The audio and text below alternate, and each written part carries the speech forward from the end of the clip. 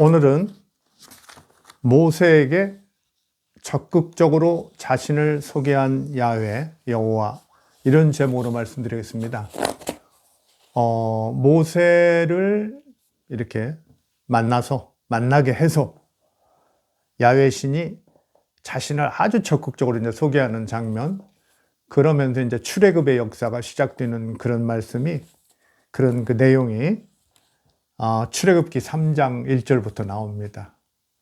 그리고 이제 그 뒤로 쭉 보면은 이제 그 야훼 신 자신을 이제 소개하는 장면이 한참 나오고, 그 다음에는 이제 그 우리가 잘 아는 애굽의 파라오한테 이제 내 백성을 좀 보내서 광야에 보내서 제사 지내게 해라, 나를 제사 지내게 해라, 이러면서 이제 거부하니까 10가지 재앙이라는 아주 가혹한 재앙을 내려서 이제 출애굽에 성공하는 그런 이야기들이 이제 나오는데요. 오늘의 이제 핵심은 이제 왜 그렇게 야훼는 모세에게 이렇게 적극적으로 자신을 소개하고 또 그 자기 백성들에게 이렇게 그렇게 열심히 자신을 이렇게 소개하려고 하는가, 그리고 자기 능력을 과시하려고 하는가, 이런 관점을 보는 거죠. 그러니까 이제 이스라엘의 어떤 그 신앙의 역사에서 야훼 신의 이런 이런 출애굽기에 등장하는 이렇게 너무 그냥 지나치게 열정적이고 적극적인 이런 야훼 신의 등장이 전체 그 신의 역사 이런 데서 어떤 의미를 갖는가, 이런 점을 좀 보고자 하는 겁니다. 여러분도 뭐 출애굽기 그 가톨릭 성경에는 아마 탈출기라고 이렇게 되어 있는 걸로 알고 있는데요. 출애굽기 보면 이제 모세가 이집트에서 어떻게 태어나고 뭐 이런 거 나오죠. 그래서 이제 그 버려졌다가 궁중의 공주한테 이렇게 구해져 가지고 그곳에 자랐다가 우연찮게 히브리 청년이 이제 당하는 걸 보고 그 편들어서 그 히브리 청년을 이제 핍박하는 자를 때려 죽였죠. 그리고 감췄다가 그것이 사건이 발로나서 이제 도망 나오고, 그래서 이제 그 시나이 쪽으로 와서 미디안족 속의 이드로라고 하는 그 미디안족의 그런 제사장을 만나가지고 그 딸과 결혼하고 이런 장면이 나옵니다. 그러면서 이제 3장 1절에 가면 이제 모세가 장인 이드로의 목자가 돼가지고 양을 치는데, 뭐 호렙산에서 그 떨기나무에서 불꽃이 일어나고 있었다. 아주 재밌는 얘기죠. 불꽃이 일어나는데 나무는 타지 않으니까 궁금해서 자꾸 가보니까 안에서 이제 소리가 들렸다는 거죠. 가까이 오지 말라. 여기는 거룩한 땅이다. 막 이러면서 내 발에서 신을 벗어라. 막 이러고 그러죠. 그러면서 이제 그 야훼가 3장 6절에 보면은 바로 이제 일종의 자기 소개를 하는 거죠. 나는 내 선조들의 하나님이다. 아브라함과 이삭, 야곱의 하나님이다. 뭐 이렇게 이제 말씀을 했다는 거죠. 그러면서 나는 내 백성을 이제 이집트에서 내 백성들이 너무 이렇게 고통을 당하고 울부짖기 때문에 내가 그 조상과의 그 약속을 보고 그 고생을 보고 내가 그들을 구원해서 젖과 꿀이 흐르는 땅, 이제 우리가 잘 아는 아브라함하고 약속했던, 언약했던 그런 땅이죠. 글로 이끌려고 한다. 뭐 이러는 거죠. 그래서 모세를 너를 내가 통해서 그런 일을 좀 하려고 한다. 뭐 이런 거죠. 그러니까 이제 모세가 유명한 말이 또 나오죠. 나 당신도 모르고 그러는데 자기도 모르는 거죠, 물론. 갑자기 신이 나타나서 그러니까. 그러면서 나는 뭐 자기 자신도 모르지만 내가 이제 그런 걸 백성들한테 전하면 그 백성들이 나한테 이제 물을 텐데, 그러면 내가 당신을 뭐라고 우리 백성들에게 소개합니까? 그러니까 쉽게 말하면 당신의 이름은 무엇입니까? 이렇게 물어봤던 거죠. 그러니까서 이제 유명한 말, 하나님께서 모세에게 나는 곧 나다. 이건 이제 공동 번역이라는 성경에서 이제 취한 건데요. 우리가 뭐 한국에도 성경이 여러 본이 있죠. 여러분이 성경을 여러 본을 다 갖출 수는 없으니까 홀리넷이라고 다국어 성경이라는 사이트가 있어요. 거기 하면 꽤 다양한 그 언어 본들이 각 나라 본들, 우리나라의 여러 본들을 쉽게 찾아볼 수 있으니까 그걸 보면 되고요. 제가 지금 얘기하는 건 이제 유일신 야훼라는 책에도 공동 번역 그 내용을 그대로 옮겨놨으니까 좀 참고하면 되고요. 그러면서 나는 곧 나다. 이게 이제 공동 번역의 그 설명이죠. 아주 참 대단한 말이죠. 당신을 누구라고 얘기해야 합니까? 우리 백성들이니까 나는 곧 나다. 막 이랬어요. 영어로는 I am who I am이에요. 나는 나라고 하는 사람이다. 뭐 이런 말이죠. 그 이제 우리나라 이제 성경 다른 분들은 나는 스스로 있는 자이다. 나는 스스로 존재하는 자이다. 뭐 이렇게도 나오고 그러죠. 나는 스스로 존재하는 자다. 나는 스스로 있는 자이다. I am who I am. 어떤 것은 뭐 고대 그리스적인 어떤 그 이해 방식이다. 이래서 이제 안 된다고 하는데 하여튼 나는 곧 나다. 뭐 이런 것이 아주 그 당당하고 어떤 유일신의 어떤 그런 위풍을 잘 드러내는 그런 말로 좀 다가오죠. 나는 곧 나다. 그러면서 이제 나다라고 말하는 그 분이 나를 그 이스라엘 백성에게 보냈다. 이렇게 얘기해라. 이게 이제 3장 14절에 나오죠. 그러면서 너희 선조들의 하나님인 야훼이다. 내가 야훼이다. 야훼. 여기 이제 히브리어로 써놨는데요. 야훼이다. 내가 너희 선조들의 하나님 야훼이다. 그 이름을 이제 드러내죠. 나는 난데 내가 야훼다. 이제 이렇게 얘기했어요. 그러면서 아브라함의 하나님, 이삭의 하나님, 야곱의 하나님, 내가 그런 사람인데 앞으로 나는 이제 야훼로서 이것으로서 영원히 나의 이름이 되리라. 막 이렇게 얘기하죠. 야훼. 앞으로는 이제 야훼라고 하겠다. 뭐 이런 식으로 이제 얘기가 된 거죠. 그 옛날 아브라함과 이삭과 야곱도 그 하나님을 섬겼거든요. 그때는 주로 엘신을 섬겼어요. 하나님을 엘이라고 그랬어요. 엘신. 그래서 여기 이제 또 나오죠. 출애굽기 6장 3절에 보면 나는 아브라함, 이삭, 야곱에게 전능의 신으로 나를 드러낸 일이 있지만 전능의 신이라는 엘샤다예요. 그러니까 우리가 이제 우리는 그냥 뭐 하나님, 야훼 뭐 이 정도만 알고 있지만 그 뭐 이런 하나님에 대한 이름들이 많이 있습니다. 전쟁의 신, 막 이런 거. 이건 전능의 신입니다, 지금. 엘샤다이로 나를 드러낸 일이 있지만, 야훼라는 이름으로는 나를 알린 일은 없었다. 그러면서, 그래서 내가 너한테 이렇게 소개하고 얘기하는 것이다. 그런 거죠. 정리해 놓은 거예요. 그래서 이제 중간에 한번 보면은, 출애굽기 4장 22절, 23절에 보면, 이스라엘은 내 장자다. 내 아들을 보내어 나를 섬기게 하라 하여도 내가 보내주기를 거절하니 내 장자를 죽이리라. 이제 바로에게 가서 이제 그렇게 얘기하라는 거죠. 그 이집트의 바로에게. 그래서 전체적으로 보면은 갑자기 이제 그 야훼 신이 그렇죠? 떨기나무 속에서 나타나가지고 자신을 소개하는 거예요. 꽤 열심히 소개해요. 내가 이러이러한 신이다. 핵심은 뭐냐? 아브라함, 이삭, 야곱에게는 엘신이라는 신이 있었는데, 그렇죠? 내가 바로 그 신이다. 하고 이렇게 설명하는 거예요. 내가 바로 그 신이다. 그동안 너희들 이집트에서 이제 그 포로 생활 한 400년 했다고 그러죠? 하는 동안 어떻게 별 관심도 없었던 것 같아요. 없었는데, 내 백성의 고통이, 그때 막 무슨 성을 쌓고 막 이런 것 많은 작업들이 좀 있었는데, 그때 그 고난이 심했다.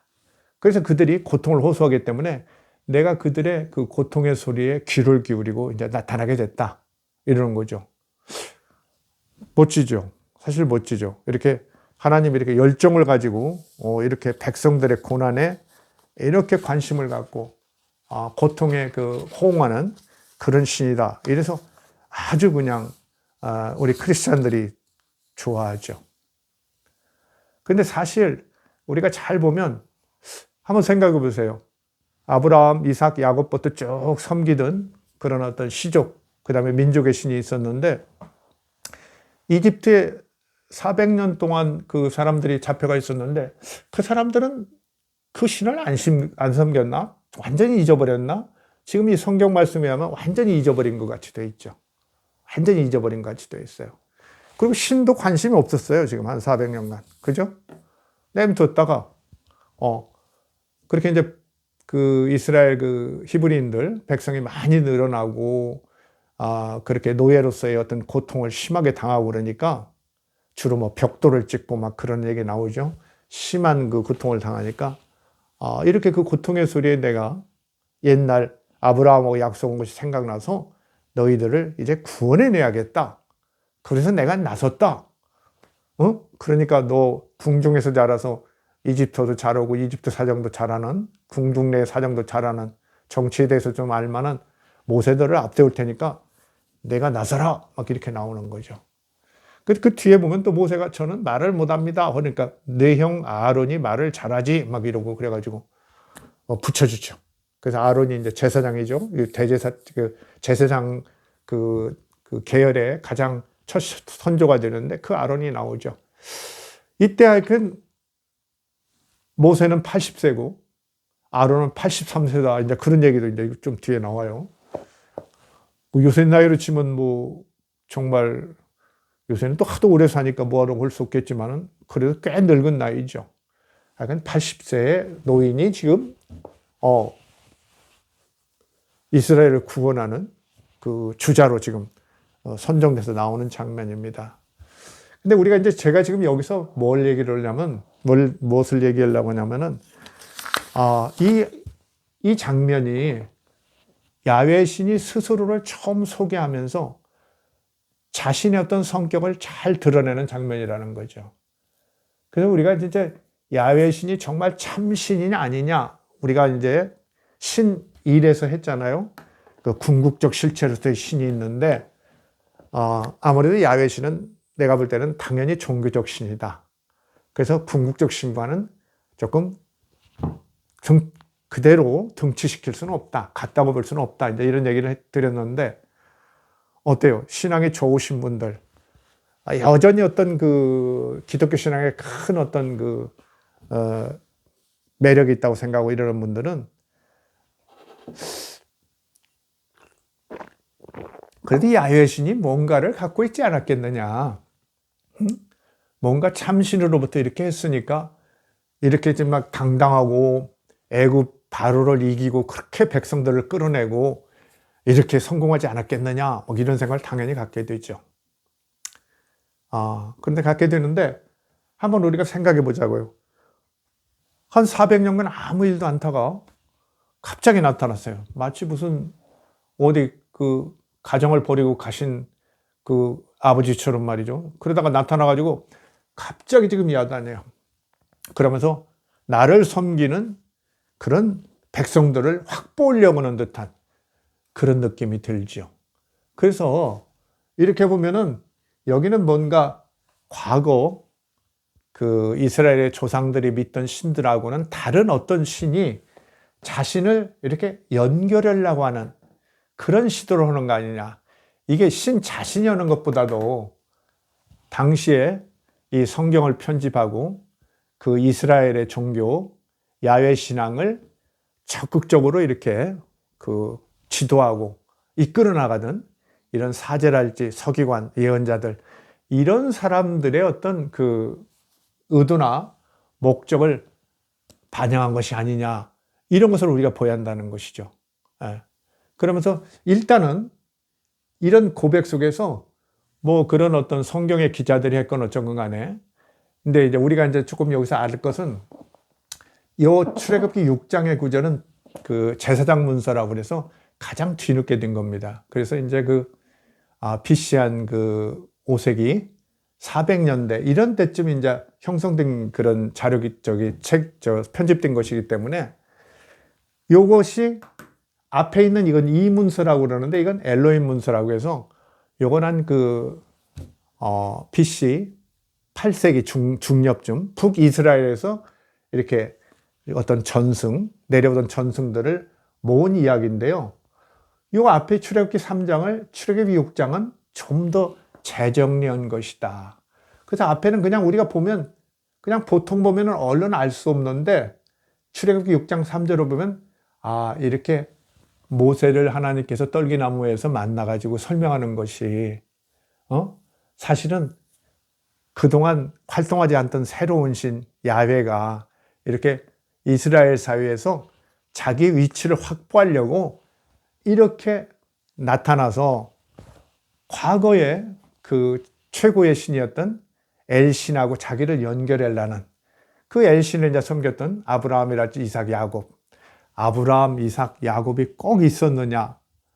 그건 이제 역사학자로 보면 그렇게 믿을 수는 없는 거죠. 그러나 아브라함, 이삭, 야곱과 같이 그런 어떤 그 시족장들이나 이런 사람들이 존재했을 가능성은 충분히 있는 거고, 그들이 나름의 어떤 그 여러 신앙을 이렇게 섬기는 중에도 어떤 엘신, 그 다음에 혹시는 일부는 야훼 신도 조금은 섬겼을 가능성, 이런 것들을 둘 수 있는 거죠. 그러나 뭐 일반적으로 우리가 판단할 때는 당시에 그 가나안, 팔레스타인 일대에서 가장 널리 그 기원전 10세기 이전이라면 섬기던 신은 역시 엘신, 그 다음에 바알신, 아세라 이런 신들이기 때문에 야훼는 아무래도 그 지난번에도 얘기했지만 그 메레넵타 그 석비 기원전 1207년에 세웠는데 거기에 보면은 이스라엘이라는 국명이 나온다고 그랬죠. 그래서 엘이라는 그 신의 이름을 이제 쓰고 있단 말이에요. 이런 거 보면은 야훼는 그때 기원전 13세기나 이런 때는 이스라엘 민족 형성기에는 그렇게 주도적인 신이 절대 아니었다. 이렇게 보는 거죠. 주도적인 신이 아니고 오히려 이제 우리가 이제 잘 아는 대로 야훼 신은 어때요? 그 히스기야 왕, 한 700년경에, BC 700년경에 활동했죠. 700년 조금 그 전에 히스기야 왕, 그리고 이제 그의 손잡벌인 그 요시야 왕, 622년에 요시야가 이제 그 유일신 신앙을 확실히 했죠. 그러면서 다른 신앙을 다 없애고 제사장들도 죽이고 막 산당도 부시고 막 이래서 아주 그냥 정치적으로 강압적으로 유일신 신앙을 이제 확립했는데, 그때 그렇게 확립하는 과정이 그렇게 강압적인 거, 다른 신들을 제압하고 제사장들 죽이고 이런 거 보면은 그 이스라엘이라는 나라, 그 다음에 이제 남과 북으로 갈라져 있을 때조차도 그 이스라엘이나 남유다에서 그 야훼 신앙이 그렇게 유일한 절대적인 신앙은 아니었다는 걸 알 수 있는 거죠.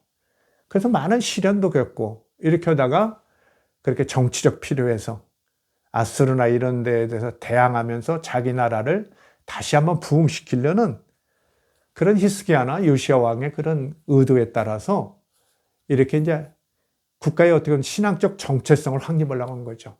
이 나라도 적고 뭐 한 10만, 20만 되는 나라가 여러 신들 섬기고 그러니까 어떤 그 하나로 일치감 이런 것들이 매우 약한 거죠. 이렇게 될 때 그들은 그 신앙의 일치를 통해서 어떤 그 민족의 힘을 모아보겠다 이런 생각을 했던 거죠. 그러면서 이제 그 히스기야나 특히 요시야 왕의 그런 유일신 신앙 정책 개혁이 대대적인 개혁이 있었던 건데요. 그 이후로 유일신 신앙은 정말 유일한 신앙이 되는데, 그래서 그냥 일반 백성들이 여전히 그 호응하지 않고 이상한 짓 하는 사람, 다른 신앙을 하는 그런 게 있겠지만 전체적 흐름은 이제 유일신 신앙으로 간단 말이죠.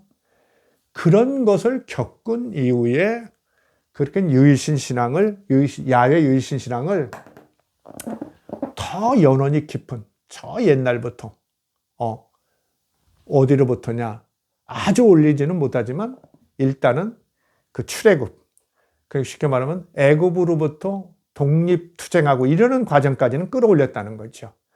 이것이 바로 모세의 출애굽 장면에 야훼 신이 이렇게 적극 개입하는 그런 배경이 된다는 거죠. 그런 배경이 되는 겁니다. 그런데 이제 일단 그런 연결들이 이미 이제 그 이스라엘이 이제 그 다윗 왕이 이스라엘을 세운 게 그 BC 한 1000년경이에요. 대강 그렇게 알면 되거든요. BC 1000년이라고 되게 나오죠. 1000년경. BC 1000년경에 세웠는데, 그 다음에 이제 그 다윗, 그 다음에 솔로몬이 죽고, 이제 그 다음에 남북으로 갈라지잖아요. 그러나 여전히 이제 국가적 민족적 신은 그 다윗 왕 때 세운 그런 그 야훼 신앙으로 나아갔거든요. 다른 신들이 많이 있지만은 그렇게 이제 나갔는데, 그럼에도 불구하고 이제 어떻습니까? 그렇게 나갔는데, 처음에는 다윗 왕 때야 뭐 워낙 사정이 그렇고, 솔로몬 왕 때 우리가 이제 잘 아는 대로 이제 그 예루살렘 성전을 건축했잖아요. 건축했는데, 예루살렘 성전을 건축하고 야훼 신을 이제 국가적 왕조의 신으로 섬길 때인데, 그때는 나름의 신화가 있었을 거란 말이죠. 야훼 신에 관한 이야기들이 있었을 거란 말이죠. 아주 야훼 신을 훌륭하게 보는 그런 야훼 신들의 어떤 그 이야기 형성 과정, 신화의 형성 과정 속에서 상당히 야훼 활동은 좀 제법 부풀려졌을 거예요. 원래 역사에서의 실제 역할보다는. 그러나 다시 바벨론 유수가 돼가지고, 그렇죠?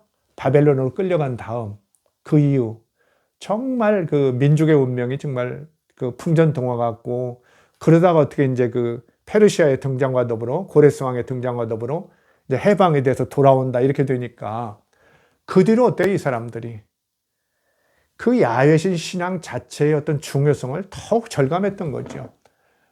우리 민족이 이렇게 그냥 정말 흩어져 없어질 뻔했는데, 그래도 우리가 이제 야훼 신앙을 이렇게 옹호함으로써 이만큼 우리가 이렇게 정체성을 갖게 되고, 그래서 이렇게 본토에 다시 돌아오게 됐다, 이렇게 생각을 한 거죠. 그러면서 이제 그 야훼신 신앙을 더 연원 깊은 신학으로 이제 만들려고 하는 거죠. 여기입니다. 이 제사장들, 그 바벨론 유수에서 돌아온 다음부터는 사실 그 제사장들이 다스리는 나라가 됐거든요. 일종의 이제 신앙 공동체처럼 돼가지고, 유대가 뭐 식민지지만은, 페르시아의 식민지지만은 그렇게 됐기 때문에 이 사람들은 자기들이 섬기는 야훼 신을 단순히 모세가 그 출애굽 과정, 쉽게 말하면 이제 애굽의 그 지배로부터의 독립투쟁. 사실 애굽이 언제부터 그렇게 그 이스라엘 지역을 포함한 팔레스타인 일대를 지배했냐면요, BC 15세기 한 중엽부터 지배를 했어요. BC 15세기. 1400 한 50년경, 이때부터 이제 그 이집트의 바로가 아주 그냥 북쪽으로 막 올라가죠. 그래서 뭐 아프리카는 물론이고, 그 팔레스타인, 심지어 이제 유프라테스강까지, 메소포타미아의 유프라테스강 인근까지 막 밀고 올라가죠.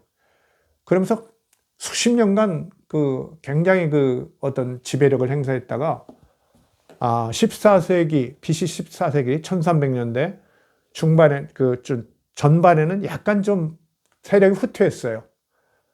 그러다가 다시 중반부터 또다시 그 지배력을 막 행사합니다. 그 다음에는 이제 13세기는 물론이고요. 이렇게 해서 언제까지 팔레스타인 이런 데를 이집트가 지배했냐면 한 12세기 초반까지, BC 12세기 초반. 그러니까 우리가 이제 메르납타 비에 보면은 기원전 1207년에 세웠다겠죠. 거기에 뭐 7, 8개의 그런 뭐 도시나 나라들을 막 점령하고 이러는 게 나오는데, 그때도 이제 쉽게 말하면 팔레스타인의 해안 저지대라지 이런 데 있는 도시들은 아직도 이집트의 지배하에 있었던 거죠. 수백 년간 이렇게 지배를 받고 있었던. 그런데 이제 산간지대로 도망간 이스라엘 사람들은 민족을 형성해 가는 거죠. 그런데 그들은 아직까지도 야훼 신을 신앙하는 단계는 아니었다. 이스라엘이라는 국명을 알 수 있다. 그런 얘기를 분명히 했고요. 그 뒤로 이제 이스라엘 민족으로 들어온, 저 남쪽으로부터 들어온 유목민 계통들이 야훼 신을 가져와 가지고 새로운 신을 이제 민족 신으로 세워야 하니까요. 그죠? 다른 민족들이 다 섬기는 신을 민족 신으로 선포할 수는 없잖아요. 그러니까 새로운 신을 이제 민족 신으로 섬기는 과정에서 야훼 신이 유력한 주자로 이제 떠오르기 시작했다. 이것이 이제 뭐 사사기 뭐 이런 데 나오는 이야기입니다. 그래서 우리가 잘 아는 뭐 엘리 대제사장이나 사무엘 때쯤은 거의 모습을 갖췄고, 최종적으로는 이제 다윗과 솔로몬, 특히 솔로몬이 예루살렘, 그 수도 예루살렘의 성전을 건축함으로써 확실히 이제 이스라엘의 신앙으로 자리 잡죠. 그런 걸 우리가 머리에 두면은 어떻습니까? 원래 아마 그 이스라엘이 건국한다든지 이럴 때 특히 이제 그 솔로몬의 이런 성전 건축이라든지 이후에 뭐 솔로몬이 못했더라도 조금 뒤에라도 그런 것들이 형성되겠죠. 그 형성은 대개 이집트로부터의 독립투쟁, 결국은 이집트로부터의 탈출이라는 신화 이야기로 바뀌어가지고 그게 이제 형성되었을 텐데요. 이렇게 바벨론 유수 이후에 이제 515년에 이제 예루살렘 성전이 다시 재건축되죠. 두 번째 성전이 재건축된 대개 그 이후에 신앙을 더 재정비하거든요. 그래서 모세오경, 토라가 이제 BC 한 400년경에 완성된다고 그랬죠. 그때 형성되는 과정에는 이렇게 출애굽뿐만 아니라 그 이전에 훨씬 이전에 아브라함, 이삭, 야곱이 섬겼던 신도 결국은 야훼 신과 같은 신이다. 요걸 이제 연결을 시켰다고 보이는 거죠. 물론 앞에도 그런 연결이 없을 리는 없죠. 이건 말이 참 좀 어려운데요. 저도 그렇게 완전히 그걸 알 수도 없는 거고, 어떻게 이게 기원전 한 8, 9세기 이런 얘기를 다 알겠습니까만은, 이 이문서라는 게 사실은 그 북이스라엘과 남유다가 갈려있지만은 역사 자체는 북이스라엘이 굉장히 주도했어요. 주민도 많고 생산성도 아주 풍부하고 큰 나라였죠. 그래서 사실은 유다는 그냥 예루살렘 성전을 지키고 있었기 때문에 어떤 종교적 정통성을 확보할 수 있었지만은 사실은 북이스라엘이 더 여러 면에서 뭐라고 할까요? 신명기랄지 이런 것들의 어떤 전승을 갖고 있다든지 그 신앙을 풍부하게 하고 막 서로 바알 신앙 이런 거고 다툼도 많고 그랬지만은 워낙 인구도 많고 잘 살고 그런 데기 때문에 그쪽에서 오히려 어떤 신학이랄지 전승 같은 것이 풍성해졌다.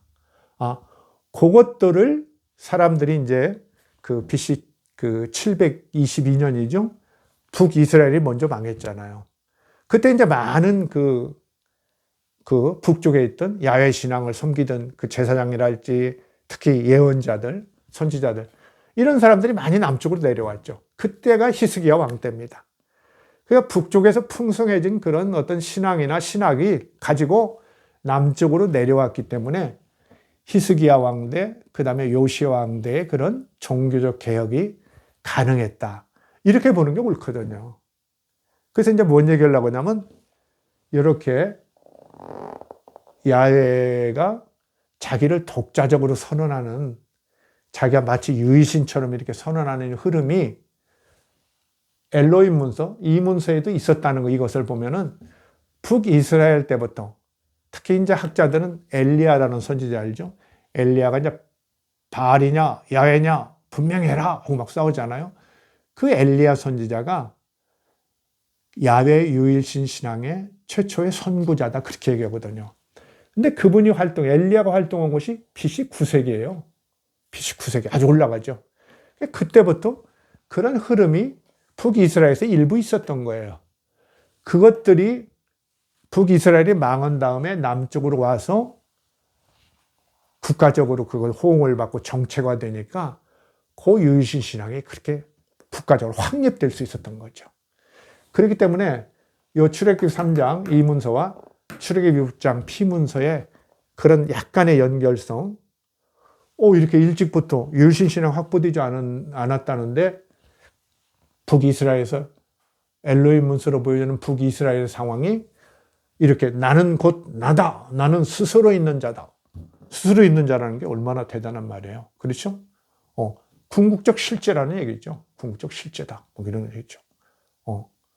물론 그건 이제 저는 아무래도 그 예언자들하고의 어떤 그 공감 과정에서 그 북이스라엘에서도 야훼 하나님이 나다 이렇게 하지 않았을까 이런 생각을 하는 거고, 그걸 또 책에도 썼는데 어쨌든 나는 스스로 존재하는 자다, 나는 나다, 이런 것은 그 유일신 신앙을 지향하고 있는 그런 엘리야랄지 그 후에 예언자들에게는 충분히 생각할 수 있는 그런 얘기들이 아니냐. 그리고 이제 나는 나다할 때 나는 창조자라는 뜻도 있잖아요. 그렇죠? 스스로 존재하는 자가 뭐 창조의 신이고 그 창조의 신은 또 모든 걸 만들잖아요. 만물을 만드는데 그런 나는 나다할 때 이런 것은 창조신의 그런 모습이기도 한데 사실 창조신이라는 건 무슨 무에서 유를 창조하는 건 아니지만 그렇죠? 저 메소포타미아나 이런 시리아 쪽에 우가릿 이런 문서에도 보면은 거기에도 그 세계 창조에 관한 이야기는 나오고 창조신의 모습이 보이잖아요. 그렇기 때문에 그런 창조신의 이미지 같은 걸 갖고 있기 때문에 북이스라엘에서 일부 아니면은 뭐 북이스라엘 떠나서 그 솔로몬 때 이제 그 예루살렘 성전을 건축한 다음에 신화들이 생성하는 과정에서도 아무래도 그 야훼신을 주신으로 섬기는 거니까 야훼신의 능력에 이런 것을 아무래도 과장해서 그 사제들이나 서교관들이 표현했겠죠. 이런 과정이 있었을 것이다. 이렇게 알고요. 그러나 이제 결정적인 것은 아까 얘기한 대로 그 북이스라엘이 망한 다음에 그쪽에서 많은 그 종교적 자원들이 남쪽으로 내려와서 합쳐지고 그 다음에 이제 그 아수르가 이제 조금 흔들리고 망하려고 하니까 요시야 왕이 남쪽의 요시야 왕이 BC 622년에 유일신 신앙을 적극 선포하고 이렇게 나섰던 거. 대단하죠. 그러면서 막 바로하고도 막 전쟁을 하고 그러잖아요. 겁 없이 막 그렇게 하는데 그런 그 요시야 왕 때 개혁이 유일신 신앙의 어떤 절대적인 어떤 그 대전환점인 것은 확실하죠. 그러나 그것이 이제 깊어지는 건 어떠냐. 유일신 신앙을 선포했어도 여전히 나라는 망했고 바벨론으로 끌려갔고 절망에 빠졌죠. 그런데 이제 고레스 왕이 나타나서 해방을 시키니까 바라 하나님께서는 이렇게 나오는 거죠. 야훼 하나님은 이렇게 전능하시다. 고레스 왕까지 움직여가지고 우리를 바벨론 포로에서 해방시키다니 막 이렇게 하는 거죠. 이렇게 하는 거예요. 그러면서 이제 그 토라에 의한 야훼 신앙을 굉장히 강화하고 어떻게 보면 이제 유대교의 어떤 근본적인 어떤 그런 신앙의 모습이 물론 뭐 현실에서는 많은 어려움이 있겠지만은 확립된 거죠. 이 약소민족이 이렇게 막 유일신 신앙을 선포하고 그렇죠? 세계 최고의 신을 가졌다는 어떤 자부. 이것은 사실 그 유대를 지탱하게 한 힘이었고 사실 유대의 고난을 가져온 그런 배경이기도 했죠. 이렇게 좀 길게 얘기했는데 어쨌든 이 구절 장면에서 야훼라는 이름은 이제 처음 공식화된다는 것도 우리가 여기서 기억해야 하고 여기서 우리가 이제 이 구절을 제가 약간 뭐 두서없이 얘기했지만 여기에서 이제 우리가 야훼 신의 성격을 이스라엘 신의 성격을 이런 그 내용들에서 우리가 잘 알 수 있어요. 야훼 신의 성격. 전에 제가 1강에서 얘기한 대로 이제 종교적 신이냐, 궁극적 신이냐, 이걸 한번 여러분도 판단해 보시기 바랍니다. 첫째는 야훼 신은 대단히 열정적인 신인 걸 알 수 있죠. 그렇죠? 막 열정적인 신이에요. 막 사태를 해결하려고 그러는 거죠. 방법을 구체적으로 알려주고, 그렇죠? 자기를 막 소개하고, 아주 막, 그동안에 어디 갔다 이렇게 돌아온 아버지 같아요. 응? 그동안 못한 것을 그 보상이라도 흘려든 듯이 막 이스라엘 사람들을 한테 뭔가를 해주려고 막 가슴 아팠다고 그러고 막 그랬죠. 너희들이 고난에 막, 아주 열정적이고, 어떻게 보면 감정적인 그런 모습을 보여주시죠. 이런 신을 우리가 이제 인격신이라고 하죠. 인격신이다. 사람의 어떤 인격과 똑같은 그런 신이죠. 인격적인 신이에요. 그런데 이 인격적인 신이 이제 지나치면 어때요? 애착이나 뭐 분노 막 이런 거. 그 우리가 이제 지난 시간에 본 질투하는 하나님. 그렇죠? 이런 하나님이, 이런 인격적인 하나님이 너무 막 분노하고 그러면 어때요? 잔인해질 수도 있죠. 그래서 우리가 이제 그 신앙 좋은 사람들도 구약 성경 앞부분을 보면은 약간 부담스러울 때가 있죠. 그러나 그건 역사적으로 이렇게 그 시대에 필요한 신이었다. 이게 이제 제 강의의 이제 핵심 내용이에요. 그래서 너무 그걸 책임지려고 하지 마라. 그건 있을 수 있는 것이다. 이런 얘기죠. 첫째는 이제 그 열정적인 인격신의 모습이다. 막 어떤 데는 귀찮을 정도죠. 너무 막 세세하게. 그렇죠? 지금도 이끌잖아요. 모세에게 어떻게 해라, 어떻게 해라. 또 가서 얘기하면 와서 보고하면 또 처방도 해주죠. 다음에는 어때요? 10가지 막 재앙도 내리죠. 그 다음에 두 번째는 궁극적 실제보다는 궁극적 실제. 본인은 나는 곧 나다 이렇게 얘기를 했다고 그러더라도 이건 궁극적 실제보다는 상당히 의지적 실제죠. 나는 나다. 나는 나다. 내가 드러나잖아요. 주체가 드러나니까 나는 나다. 그리고 나는 스스로 존재하는 뿐만 아니라 존재하게 하는 자다. 이런 해석들을 다 하시거든요. 그렇기 때문에 사실 창조를 또 하잖아요. 그렇기 때문에 그 야훼는 사실 궁극적 실제는 어때요? 우리가 그 일자랄지 브라만 뭐 이런 거, 뭐 천 이런 건 그렇게 적극적인 존재는 아니죠. 막 이렇게 동네 반장처럼 나타나서 뭐 이거 해라 저거 해라 막 하고 화내고 웃고 막 그러지 않거든요. 그 궁극적 실제는 어때요?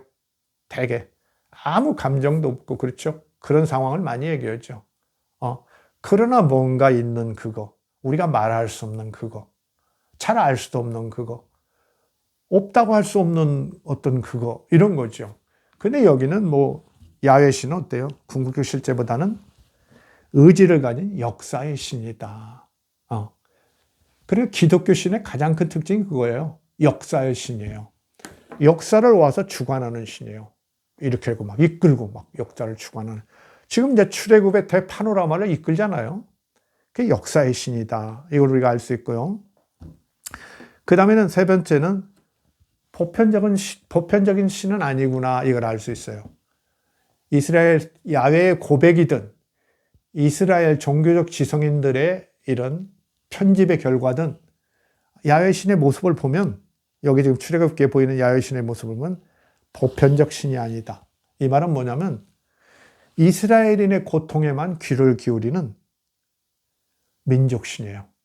그리고 출애굽기 4장 22절 23절에 보면 알듯이 나를 섬기게 하라. 그 민족을 내보내서 나를 섬기게 하라 보면은 자기를 섬기는 민족을 확보하려는 민족신의 모습이에요. 그래서 야훼 하나님은 성경은 뒤늦게 이렇게 야훼 신의 보편성이 유일신 신앙으로 훨씬 강조된 다음에 최종 편집됐기 때문에 야훼 신이 마치 정말 궁극적 실제 비슷하게 보이지만은 사실은 보편적인 신, 민족적인 신이다. 다른 민족의 고통에는 관심 없어요. 그렇잖아요. 마음을 다 죽이라고 그러잖아요. 가나안에서 살 때 쫓아버려라, 죽여라, 막 이런. 이집트 사람들 물론 뭐 야훼 신의 요구를 안 들어줬지만은 요구 안 들어준다고 그렇게 막 10가지 재앙을 내리고 나중에 어때요? 가축도 다 죽이고 그 다음에는 어때요? 실제 그러지는 않았겠지만 장자, 첫 아들들을 다 죽였다는 거 아닙니까? 어때요? 이렇게까지 해도 되는 겁니까? 저도 어려서 이제 교회 다닐 때는 뭐 10가지 재앙이라고 해서 뭡니까? 퀴즈 같은 것들도 많이 하고 통쾌하게 생각했는데 지금은 조금 부끄럽기도 하고 그렇죠. 부끄럽기도 하죠. 정말 그래야 하는가? 자기의 목적을 위해서 이렇게 남은 그냥 마구 죽여도 되는가? 요새 일부 크리스찬들의 모습이죠. 일부 크리스찬들의 모습이기도 해요. 자기 욕심만을 채우려는 거. 사회나 이웃이 어떻든 간에 자기 욕심만 채우려는 그런 사람들이 있죠. 아주 투쟁적인. 이건 먼 고대 시대나 있었던 이야기라니까요. 그걸 지금 하면 안 돼요. 이건 다 이제 앞으로 내려가면서 이스라엘의 야훼신 신앙도 역사적인 신이기 때문에 그 필요에 따라서 점점 고쳐져 가요. 보충돼 가요. 개량돼 가요. 그래서 보편성을 확보해 가는 거예요. 그게 나중에는 어떻게 되느냐? 그 헬레니즘 시대 이런 때 보면 이제 그 그리스, 로마 문화의 영향을 받는 사람들도 저 정도면 괜찮구나 이렇게 되는 거죠. 아무리 이스라엘의 민족신이지만 저 정도 정의의 신이고 그것도 이웃도 살피고 이런 신으면 괜찮겠다고 신앙하는 사람이 많이 늘어나죠. 개종도 많이 하고 그러잖아요. 그게 이제 예수님 단계를 거치고 사도 바울을 거치면서는 정말 보편성을 더 떼니까 그리스 철학을 이런 철학자들도 좋아하고 기독교 신앙을 갖고 그리스도교 신앙을 갖고 그런 경우가 막 늘어나죠. 그런데 우리가 그렇게 안목을 가지면 2단계는 보편적인 신이 아니라 민족신이다. 만약에 우리가 메르네프타 비를 다시 생각해 본다면 메르네프타 그 석비를 보면 그 1207년에 그 이스라엘도 그때 이제 뭐 씨를 말렸다 이러고 그러는데 거기에 그 망한 나라 정보를 받은 나라들이 7, 8개 돼요. 그러면 정말 야훼 하나님이 정말 우주를 창조하고 세계적 신이라면 어때요? 다른 그 이스라엘 말고 7, 8개의 그런 그 민족들의 고통도 당연히 관심을 가져야죠. 근데 전혀 같지 않아요. 갑자기 이스라엘만 찾아와서, 그렇죠? 너희들 민족신 없지? 내가 너희들을 민족신으로 삼겠다. 이런 이야기가 펼쳐지는 거죠. 이렇게 펼쳐지는 겁니다. 그러나 어떠겠어요? 그 이스라엘 백성들 앞에 야훼신은 당당한 이야기를 해야겠죠. 가능한 한. 그렇겠죠? 더군다나 더 후대에 성경을 훨씬 뒤에 편집하는 사람들은 더 그것을 과장하고 그래가지고 위대한 신의 모습을 보여주는 거죠. 과장이 좀 지나쳐요. 우리 같은 사람이 볼 때는. 그 다음에 네 번째는 이제 여기 우리가 보면은 자신을 너무 열심히 소개하죠. 왜 이렇게 자신을 열심히 소개하는가? 근데 이제 모세랄지 뭐 아론은 물론이고 이스라엘 장로들도 지금 새로운 그 야훼 신이라는 신을 몰라요. 잘 몰라요. 저 신이 누구지? 다 그러고 있는 거예요. 그러니까 이렇게 자기를 소개하는데 열렬한 거예요. 이런 거 보면은 야훼 신은 상대적으로 새로운 신이었다. 뒤늦게 들어온 신이었다는 걸 알 수 있죠. 그게 반영되어 있는 거예요. 저 남쪽에서 뒤늦게 올라와서 아주 소수 세력들이 믿다가 점점 번져가는 거예요. 근데 이제 매력 있는 것은 전쟁에 능한 신이라고 그러고, 그 다음에 이제 어느 큰 민족의 신은 아니니까 그런 민족의 신의 후보군으로 떠올랐다가 새로운 민족 이스라엘이 형성되면서 민족신으로 자리를 잡는 거죠. 그걸 우리가 알 수 있습니다. 그 다음에 아까 이미 얘기했지만 나는 나다와 같은 이런 정말 유일 궁극적 실체처럼 보이는 그런 구절이 있지만은 그것도 상대적일 수 있다. 당시에 어떻게 보면은 유일신, 야훼신의 등장, 야훼신의 그 이스라엘 사회의 등장을 이제 BC 한 13세기 말이나 12세기 정도라고 본다면 어떨까요? 이미 그 이전에 다른 그 문서나 이런 들로 보면은 어떤 존재, 야훼라는 것이 나는 나다 할 때 나는 우리가 영어로 비동사인데 하야라는 그 히브리어가 있는데 나는 뭐뭐이다 뭐 이럴 때 그 이다는 하야라는 동사인데요. 그게 이제 우리가 영어로 말하면 비동사거든요. is 뭐 이렇게 하는 거. 그 이제 존재를 나타내는데 그렇게 존재를 나타내는 그런 의미가 들어있는 신이 더 전에 있었다는 그 증거들이 서서히 나오고 있어요. 그리고 이제 야훼와 비슷한 이름, 야훼와 비슷한 이름들, 이런 것들이 이제 그 사용된 그런 어떤 그 아마르나 문서나 이런 것들 보면은 그런 것들도 있고 여러 그런 그 근거들이 있기 때문에 이렇게 유일신 신앙이 그 말하는 그 자기 존재, 나는 나다 이것이 정말 유일한 신이 정말 이렇게 나타나서 자신을 소개하는 것이다. 이렇게 너무 단정적으로 볼 수 없다는 거예요. 그리고 이제 제일 우리가 그랬죠. 상식적으로 우리가 판단해 보면 어때요? 여러분이 이제 좀 더 자세한 걸 보려면 이제 제 책, 이 책의 이제 그 해당 부분을 보시면 되니까 참고하시면 되고요. 조금 이제 좀 단순하게 정리해 본다면 어떨까요? 정말 천지를 창조하고 인간과 만물을 만드신 이런 신. 그 이전에는 이제 스스로 존재했겠죠. 그런 신이 야훼 신이라면 어때요? 갑자기 뒤늦게 이스라엘 민족에게만 나타나서 그 이스라엘 사람들의 고통에만 관심을 기울여서 내가 너희들의 민족신을 해줄게. 이게 참 어울리지 않죠. 우리가 뭐 학문적으로 깊이 안 따져도 상식적으로 봐도 좀 설득력이 없다 이렇게 느끼지 않습니까? 더군다나 그 결과는 어떠냐. 야훼가 이제 이스라엘 민족신이 되고 이스라엘 사람들 유일신이라고 선포하고 이렇게 했지만 어때요? 아까도 얘기했죠. 엘샤다이 같은 것은 전능한 신이라고 그랬는데 이스라엘의 역사가 어땠느냐 이거예요. 이스라엘은 망해서 바벨론 유수로 끌려가고 그죠? 또 해방시켰다고 좋아했지만 돌아오니까 위대한 무슨 국가를 재건한 게 아니라 역시 페르시아에 그냥 식민지로 한 200년 있었어요. 그렇죠? 그게 끝나니까 또 알렉산더 대왕이 쫓아왔죠. 그래서 이제 그리스 계통의 그런 뭐 프톨레미 왕조랄지 이런 그 셀루시드 왕조 이 두 왕조의 또 지배를 받았잖아요.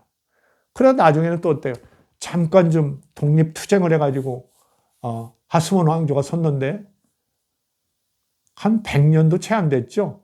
이 독립을 하고 조금 활발하게 움직였지만은 결국 또 어때요? 노마 제국이 갑자기 들어와가지고 노마가 지배했잖아요. 그 노마하고 이제 긴장하게 있다가 노마에 대항했다고 어때요?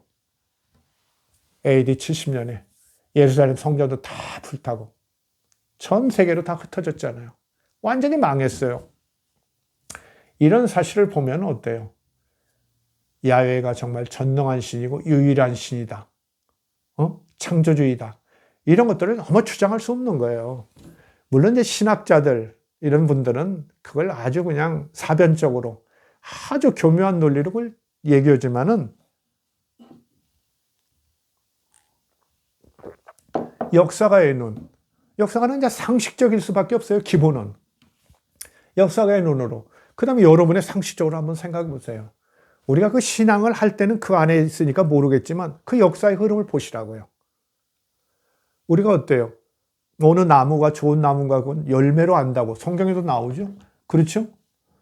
그 만약에 그 민족이 훌륭하고 그 민족 신앙이 훌륭하고 더군다나 그 민족신이 정말 훌륭한 신이라면 진짜 저렇게 살아있고 인격적이고 역사의 신이고 그런다면 더군다나 전능한 신이고 창조주라면 어때요? 이스라엘 역사가 성공적이야죠. 그것은 마지막 종말을 향해 가는 거니까 과정 중에 있는 어쩔 수 없는 그런 그 고난이나 고통이다. 그 있을 수 있는 거 아니냐 그런데 그게 넘어 수천 년이잖아요. 유대인들이 얼마나 고생했어요. 최종적으로 어때요? 2차 대전 때는 히틀러의 그 마수에 걸려서 그렇죠? 홀로코스트. 몇백만 명이 가스실에서 그런 비참한 죽음을 죽고.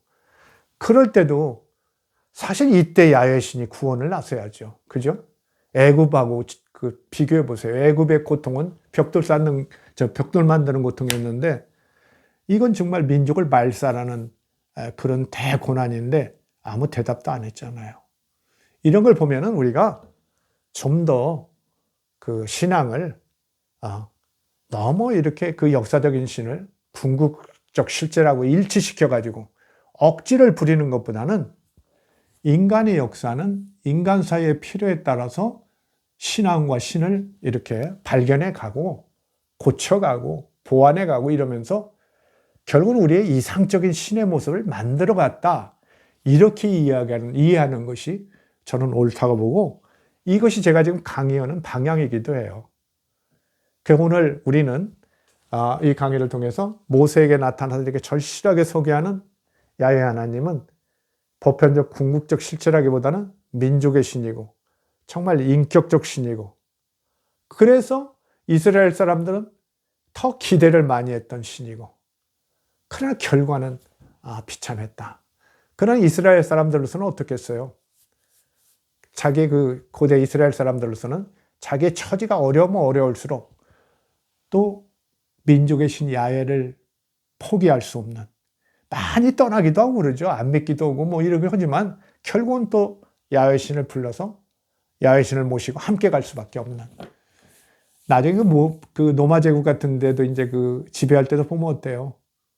그 예루살렘 성전 안에 뭐 성전 문에 무슨 뭐 노마를 상징하는 이런 상징물을 세워놓고 로마 황제를 위해서 매일 기도드리고 이런 거 보면은 성전이 있고 야외 신앙은 있지만 1세기 로마 제국하에서 그 야외 신앙이라는 것은 참 가슴 아픈 그런 거겠죠. 그런 모습을 우리가 보는 거죠. 그럼 우리는 현실을 보야 한다 이런 거예요. 그 현실 되어진 거 이런 근거가 확실히 있는데도 발자국이 있는데도 그걸 부정하고 저 뜬금없는 얘기 정말 저 상상 속에만 있는 얘기 이런 것들을 옹호하고 더군다나 더 옛날 얘기 자기의 어떤 목적을 위해서는 다른 사람도 죽이고 막 이렇게 배타적으로는 그런 이야기들 그런 개념을 지금도 지속하고 옹호한다는 건 있을 수 없는 일이다. 이걸 좀 확인했으면 좋겠습니다. 좀 컨디션이 안 좋아서 목이 좀 가랬는데요. 양해해 주시기 바랍니다. 다음 시간에 뵙겠습니다. 감사합니다.